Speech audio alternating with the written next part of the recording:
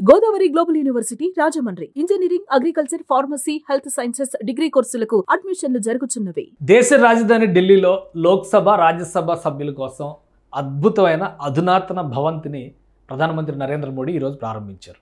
మామూలుగా అయితే residential purpose కోసం బంగ్లాలు ఇవ్వడం అనేది ఒక ఆనవాయితీగా ఉండేది. కానీ దేశ రాజధానిలో ఉన్నటువంటి స్థలాభావం సమస్యను దృష్టిలో పెట్టుకొని కేంద్ర ప్రభుత్వం కనాట్ ప్లేస్లో బీకేఎస్ రోడ్లో వచ్చేటువంటి ప్రాంతంలో ఒక అధునాతన భవంతిని నిర్మించింది. 27 అంతస్తులు, దాదాపు 184 ఫ్లాట్లు ఉన్నటువంటి భవంతి ఇది. అంటే ఫ్లాట్స్ అంటే మనకు ఒక చిన్న చూపు ఉండొచ్చు, అపార్ట్మెంట్స్లో ఉండడం ఎంపీలకి సానుకూలం కాదేమో అనేటువంటి అభిప్రాయం కూడా ఉండొచ్చు. కానీ ఒకసారి ఆ వీడియో చూస్తే మీకే అర్థమవుతుంది. ఈ బిల్డింగ్నే ప్రధానమంత్రి నరేంద్ర మోడీ ఈరోజు ప్రత్యేకంగా సింధూర మొక్కను నాటి మరీ అక్కడ ప్రారంభోత్సవం చేశారు. 184 ఫ్లాట్లు ఇందులో ఉన్నాయి. జాతీయతా భావం సూచించే విధంగా డిజైనింగ్ చేశారు. మొత్తం అల్యూమినియం స్ట్రక్చర్తో ఇంటర్నల్ కాంక్రీటింగ్ ద్వారా నిర్మించినటువంటి నిర్మాణం ఇది. ప్రస్తుతం ఉన్నటువంటి గృహ 3 రేటింగ్ వచ్చే విధంగా కేంద్ర ప్రభుత్వం నిర్మించింది. 550 కోట్ల రూపాయల వ్యయంతో చేసినటువంటి నిర్మాణం కేవలం 30 నెలల్లో నిర్మించారు. ఇది ఒక్కొక్క ఫ్లాటు, దీనిలో డీటెయిల్స్ చూస్తే ఒక్కొక్క ఫ్లాటు 5 బెడ్రూమ్స్తో ఉండేటువంటి flat, plus 2 office rooms maintain చేయొచ్చు.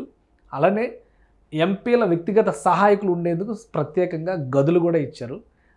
కింద ఉండేటువంటి ఫ్లోర్స్లో క్లియర్గా 2 ఫ్లోర్ల వరకు పూర్తిగా పార్కింగ్ పర్పస్తోనే హై సెక్యూరిటీ జోన్ కింద దీన్ని డిజైన్ చేశారు. సో రాకపోకల విషయంలో కానీ, అక్కడ ఉండేటువంటి సదుపాయాల విషయంలో కానీ ఏమాత్రం కొరత ఉండే అవకాశం లేదు. అందుకే కేంద్ర ప్రభుత్వం దీన్ని ప్రతిష్టాత్మకంగా నిర్మించింది. ఇప్పటివరకు టైప్ 8 బంగ్లాస్ అని చెప్పని కేటాయిస్తారు ఎంపీలకి.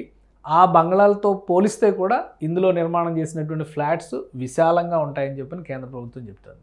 సో ఈ బంగ్లాలని ఇవి బంగ్లాలని అనడానికి అవకాశం లేదు కాబట్టి ఈ హై రైజ్ గేటెడ్ కమ్యూనిటీ టవర్స్ని ప్రధానమంత్రి నరేంద్ర మోడీ ఈరోజు ప్రారంభించారు. ఈ సమావేశాల్లోనే ఎంపీలకి ఒక్కొక్కరిగా కేటాయింపులు చేస్తామని చెప్పని ప్రధానమంత్రి అఫీషియల్ అనౌన్స్మెంట్ చేశారు. ఇది ఆ మీటింగ్లో ప్రధానమంత్రి ప్రారంభోత్సవ సందర్భంగా ప్రధానమంత్రి చేస్తున్నటువంటి వ్యాఖ్యానం.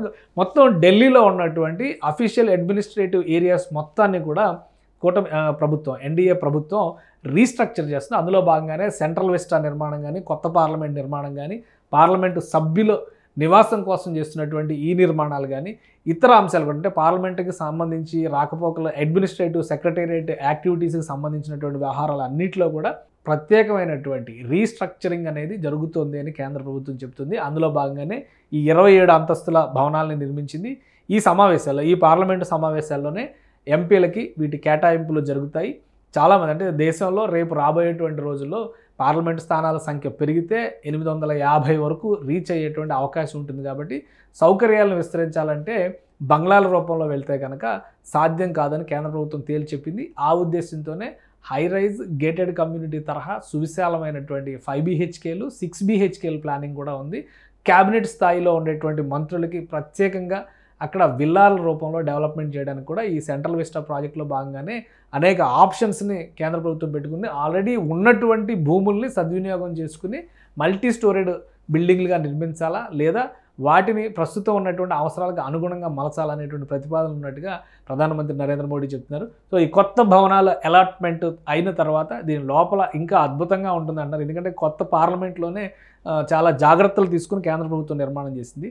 సో కొత్తగా పార్లమెంటు సభ్యులకు ఇవ్వబోతున్నటువంటి భవనాలు ఇంకెంత అద్భుతంగా ఉంటాయో చూడాలి.